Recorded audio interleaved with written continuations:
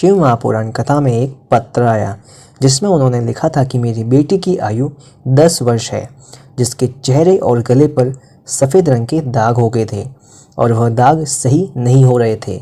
बेटी छोटी थी, इसलिए मुझे उसके जीवन की बहुत चिंता रहती थी कि उसका आगे जाकर क्या होगा। बेटी जैसे जैसे बड़ी होती चली गई, उसके दाग भी बढ़ते चले गए। खूब इलाज करवाया, परंतु कोई भी लाभ नहीं हुआ। आपने लॉकडाउन में कथा करी थी जिसमें आपने शूलटंकेश्वर महादेव का नाम लेते हुए शिवलिंग पर जल अर्पित करने का उपाय बताया था।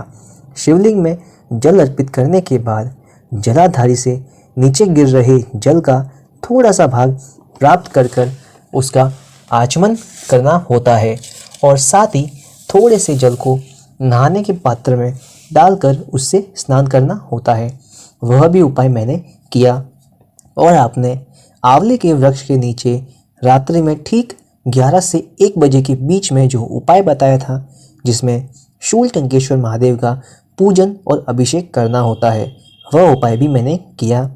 सारी दवाई मैंने छुड़ा दी क्योंकि दवाई से कुछ भी नहीं हो रहा था। कई वर्षों से दवाई खा रही थी पर कुछ भी लाभ नहीं हुआ था। इसके बाद मैंने सब कुछ शूलटंकेश्वर महादेव पर छोड़ दिया था। शूलटंकेश्वर महादेव का नाम लेकर जल अर्पित करती, शरीर में लगाती और चंद्र की रोशनी में जाकर बैठ जाती। उपाय करते हुए मुझे 15 दिन ही हुए थे कि मेरी बेटी का शरीर ठीक होने लगा था और अब वह पूरी तरीके से स्वस्थ है। अब वो पूरी तरीके से ठीक है। उसी का आभार व्यक्त करने के लिए मैं कथा पंडल में आई हूँ। धन्यवाद।